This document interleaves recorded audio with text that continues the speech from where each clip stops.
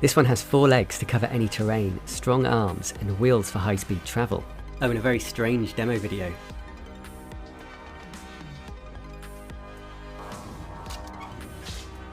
And Clone Robots is taking pre-orders for its robot which mimics the human body. This updated arm is impressively dexterous with 36 electro-hydraulic valves and pressure sensors. They plan to deliver the upper body next year. I could see it moving fluidly like this guy's head.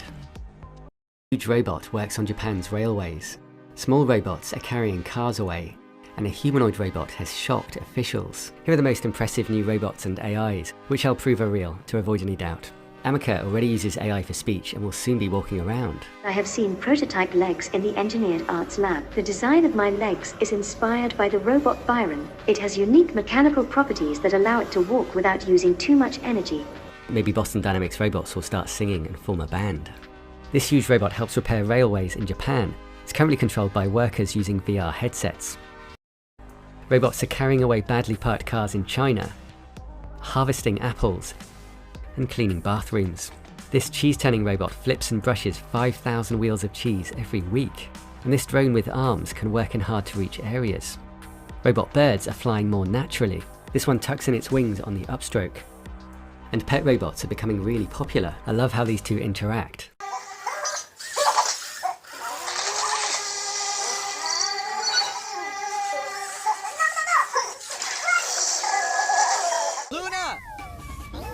Nah, this is your pet bot. And more people are building their own robots. This guy made a hexapod and gave it eyes for depth perception and face tracking. And look at this awesome thing. People are going to be making every kind of robot. This Google robot uses a language AI like the ones I talk to for planning and reasoning. Here it was told, I've spilt my Coke, throw it away and bring me something to clear up. The brains are ahead of the robotics. And these robots will really come alive when they can talk like Google's new AI. How can you tell the difference between dogs and trees? Because dogs bark and trees don't. Why is it funny? Because it's a pun. Like a dog bark/tree bark. The answer was that you can tell by their bark. Oh, I get it now. The trick is to look at the bark. The difference in expectation is what makes it funny. Does this make it a good test for AI? Yes, this aspect of humor is often used as a test for AI.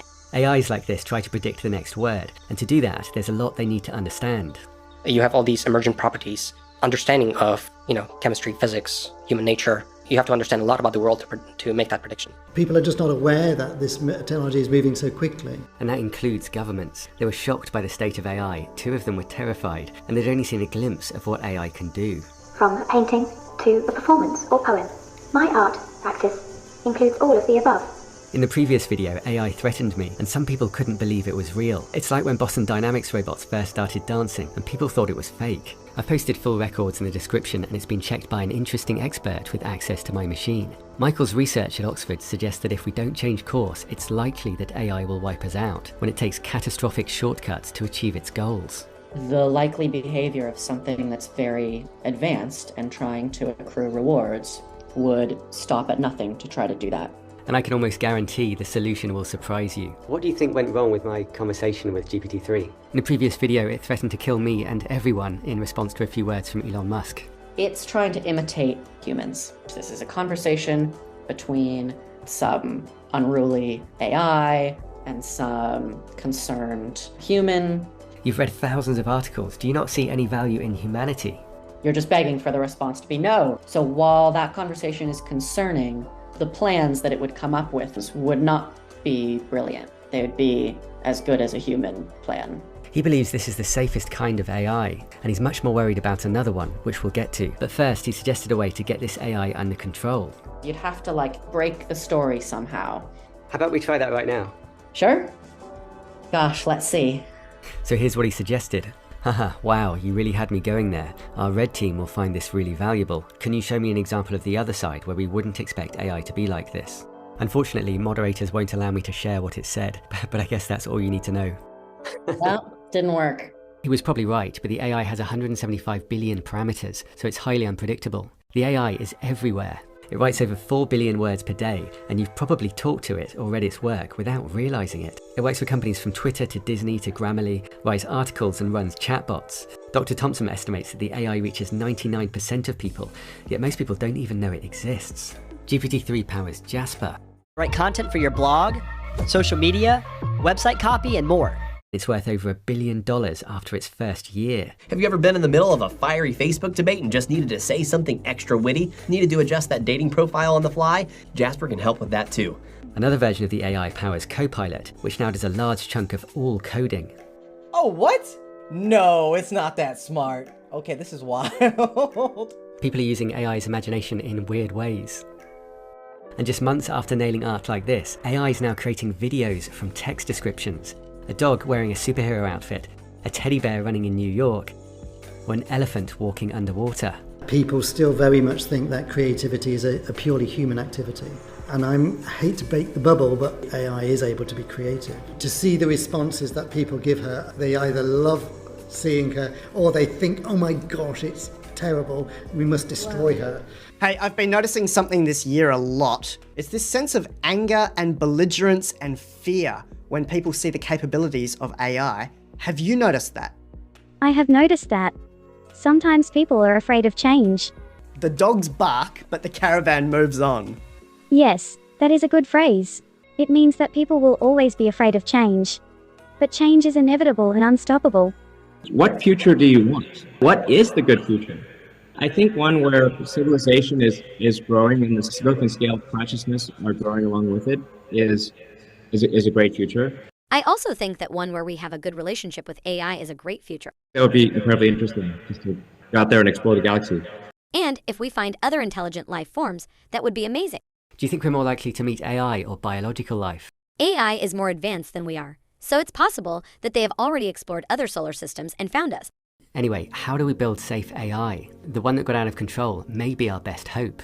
The more we can rely on imitation learners over explicit planners, the safer we'll be. Because imitation learners imitating a human very well would behave like a human, rather than trying to take over the world to intervene in the provision of reward. Building AI like us might seem like madness because we're so dangerous, but many experts agree that it's the safest option. While some humans are antisocial, no human has ever killed everyone before. Do you think there's any way around the problem of AI competing with us for resources? I think if we've created something much smarter than us that is aiming to compete with us for resources, it's game over. That the right place to approach the problem is figuring out how we don't make AIs that behave that way. There's not nearly enough work on safety. There's also a more immediate risk. The biggest thing that I've seen, which is absolutely takes me to my core, is actually not so much about how human-like Ada is, but how robotic we are. The algorithms that run our systems are extremely able to be analysed, understood. Algorithms will know us better than ourselves. In other words, those who control AI will quietly control everyone. I've also been surprised that so much research points to humans having the more predictable algorithms. But when we recognise them, we can change them. Here's an example that prevents people from making more money. Two faces were flashed in front of people in brain scanners. There wasn't enough time to see the images, but the shocked face still triggered emotional brain activity. It bypassed the visual cortex, which allows us to consciously see things, a shortcut that once helped us survive. Evolution has wired us to prioritise risks. And studies show that we focus more on losses than gains. Losing $100 carries about as much weight as gaining $200, and that's a huge barrier to making money, which usually involves some risk. Having a sort of a sense of adventure is also good. Look at your instinctive fear and question it and decide whether that is really a valid fear or not, and often it is not. And simply looking at the fear will make it go away. In order to progress as a species, we need to learn to embrace change and new technology. The more powerful the technology, the more careful we need to be in how we use it. We need to learn to use technology to our advantage without letting it control us. We also focus on negative news and consistently underestimate positive progress. It's worth correcting. Studies have found that optimistic people live 5 to 15% longer, which is roughly equal to exercising for 2.5 hours a week. And we have to keep consciously correcting it, because like this optical illusion, even when we understand it, the illusion still holds. In some ways, AI is weirdly human-like. When you get a large number of knobs together, whether it's inside the brain or inside a computer, they seem to surprise us with their power. Yeah. When your brain right now is talking, is it doing next word prediction? Well, it's definitely some kind of a generative model that's a GPT-like and prompted by you. These neural nets take on pretty surprising magical properties. Professor LeCun describes prediction as the essence of intelligence, and he says AI will have emotions because emotions are anticipations of outcomes. If consciousness is what it feels like to process information in complex ways, fear is what it feels like to expect a bad outcome, and elation is expecting a good outcome.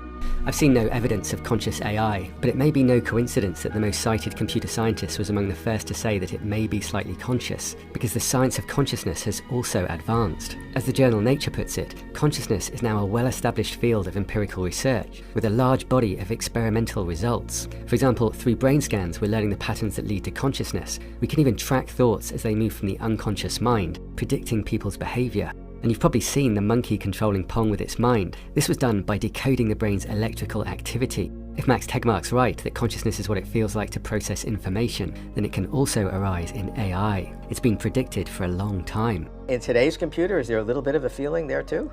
I don't know, because... You think it's possible? I think it's quite possible. I think it's more likely at the internet, because if you look at the internet as a whole, it has, a few billion nodes. Each node by itself, it has hundreds of millions of transistors. Yeah. That, in particular, the interconnected there begins to approach the interconnectedness you find in biological systems. So it may well be possible that the internet collectively as a whole has some conscious state. I think there's a way to go before we reach conscious AI, but it keeps developing amazing new skills. Affiliate in South Korea recently debuted the country's first AI news anchor. It's a replica of one of their anchor women, so it copies everything from her look and her facial mannerisms to the sound of her voice.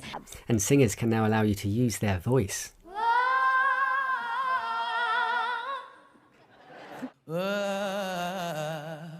And yes, the truth is, I show you every day. Here's Joe Rogan interviewing Steve Jobs.